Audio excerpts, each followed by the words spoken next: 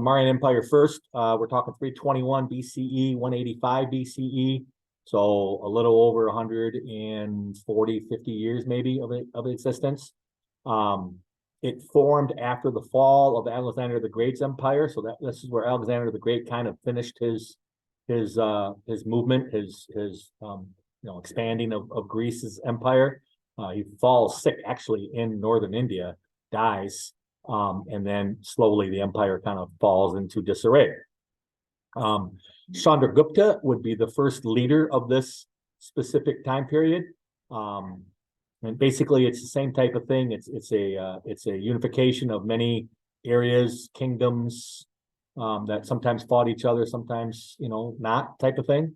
It goes into, as I mentioned, most of central and northern India, parts of modern day Afghanistan, modern day Iran, Pakistan, things of that sort. So that's the area that we're talking about, mostly in this region right in here. You can see here. Okay. Mauryan government was based on an elaborate system of imperial administration. The empire was separated into different provinces led by princes.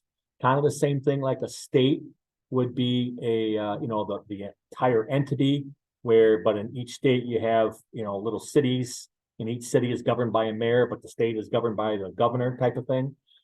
That's kind of how they did it here.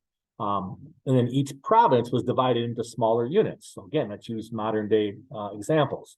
Like when you have a county like Kent, right? Kent is then divided into smaller units like little parts of the cities, right? Like Sparta and Ionia and Grand Rapids, obviously, Kentwood. All those are little smaller units. And so you kind of have a big state divided up into smaller counties, divided up into smaller little villages and towns and cities, things of that sort. The Mauryan military was kind of its calling card. You can see the picture here of the war elephants that were common for them. They used them often and were very effective with them. And each, on the elephant, there were riders. There was one who actually, quote unquote, steered the elephant. And then you had archers on both sides that would, be responsible for, battle itself. There are about 9,000 elephants, warring elephants, extremely intimidating. Obviously, you see an elephant coming at you. It's not, it's like the first modern day tanks, or first tanks that that were used. Chariots was another thing that was used, horse-drawn chariots, 30,000 cavalry, that would be the people fighting cavalry. And so horse-based cavalry, basically. Infantry are the fighting soldiers on the ground. So the Mauryan military was pretty established and well developed for that time period. We spoke to Ashoka a little earlier when we did belief systems, and he was one of those warring commanders, and was in charge of a regiment of elephants himself. And after a specific battle, it's called the Battle of Kalinga, he discovered the death toll and the carnage, the damage that was left over, and felt like, this military conquest is not the way to rule. And this is when he converts to Buddhism, and he repeals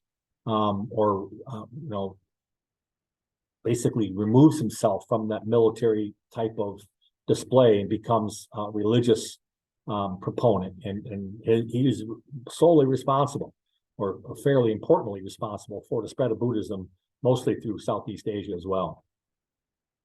So you can see his quote here, down here, relative to how military conquest is not the way to rule. As I mentioned, he renounced military conquest, other forms of violence, and converted to Buddhism.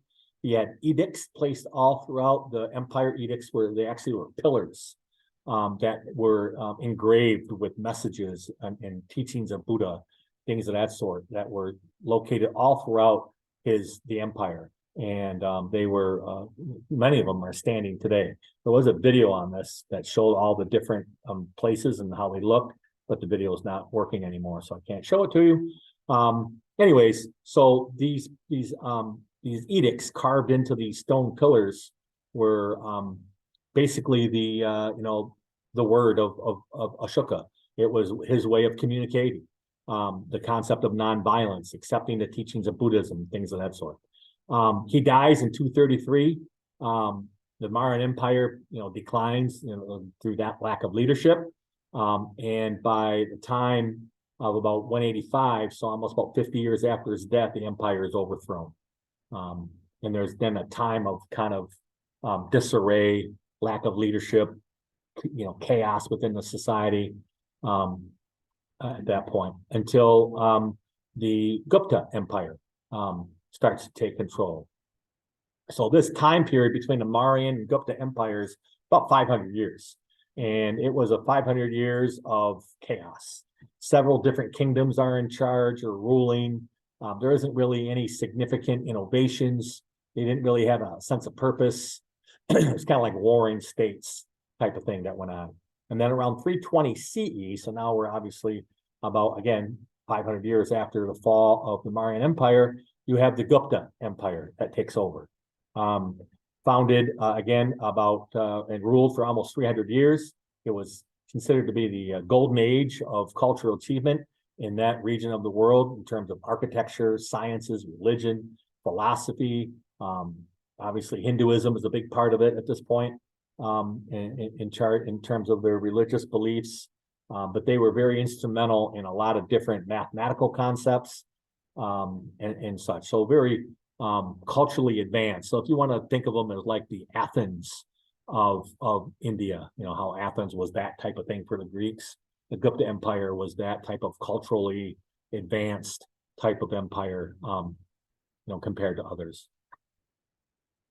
Trade flourished, and look at this location. So you're talking about an area of northern India, I mentioned this earlier, that would connect the Far East to parts of the Middle East, which were huge trading routes that went through this general region, right through the center of the empire itself. And you notice when you compare the Mauryan Empire to the Gupta Empire was more focused in the northern regions of India into, again, Pakistan, parts of the north or southern Iraq and Iran, in that general region. As I mentioned, it united most of that region under the Gupta leader, ruled for over 300 years or so, considered to be the golden age in that general area. Trade flourished throughout the empire. Cotton, pottery, sugar, all made their ways from East Africa through that trading network of the Middle East and into East Asia. So a lot of cultural diffusion takes place in that area, where you have different types of religious beliefs that made their way through there. As a matter of fact, Islam makes a pretty significant influence in that region in the future. We'll talk about that a little bit later. Gupta really organized very strong central governments. Peace and prosperity were emphasized. This guy, again, referred to the Golden Age, the Age of Enlightenment for the Gupta Empire. The Gupta made advances in mathematics, as I mentioned earlier, the concept of zero, the decimal system, all contributed to their mathematical advances. So a pretty well-established, pretty advanced society that took on a lot of modern concepts of trade, of religious toleration, although not later on, and then mathematical innovations as well. Some examples of Gupta rulers. Chandragupta ruled for about 45 years, extended the empire into the Himalaya Mountains, which are basically up in this general region here. Also into central India as well. You can see the color coding of the different rulers and where they ruled in these colors. This is generally the area which were advanced in trade. This is the Indian, or I should say the Indian Ocean in this general region. The purple area was the largest area through central. This is Kalinga, where we talked about the Battle of Kalinga is located in that general area as well. So all of these rulers under the Gupta settlement was, they all had different types of things that they were known for. Whether it was the rise of the empire in terms of prosperity and military conquest. You had expanding empire through conquest, political marriages, meaning they married, within other rulerships, making them bigger type of thing. So pretty significant. Just make sure you take in some, because on the test, we'll talk about these different leaders here. So make sure you're aware of that.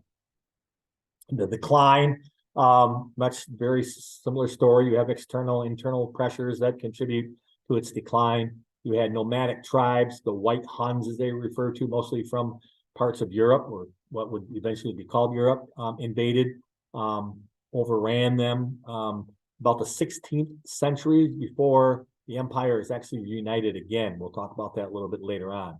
But that area after the Gupta Empire declines in 540 CE, again, you have a period of kind of disarray, disorganization, different nomadic people ruling. There wasn't not nearly the culturally advanced societies that were under the Mauryan and especially the Gupta empires. Legacy, as I mentioned, the Mauryan and Gupta empires united large areas of India's subcontinent, like that general region of what's India today. Political unity, internal peace, trade networks, huge parts of those empires. The trade networks were especially important. You can see the little stone carving here depicts people coming through on chariots with trade. They all have different little bags, and they all offering different things to trade. That kind of shows how important trade was. Third point, also important, the spread of Buddhism, especially during the Mauryan Empire into parts of Southeast Asia. That was a huge legacy. Obviously, as I said, most of that region, Southeast Asia today, are Buddhist, and that can be contributed to or attributed to the Mauryan Empire. And then during the Gupta Empire, the establishment of advanced in Indian arts and sciences and mathematics, all these things were pretty important. So that's why they're called classic civilizations. So if you talk about how important Rome and Greece were to the Mediterranean region, and in parts of Eastern Europe and so forth, the Mauryan and Gupta Empire were that important to that part of the world in northern India as well.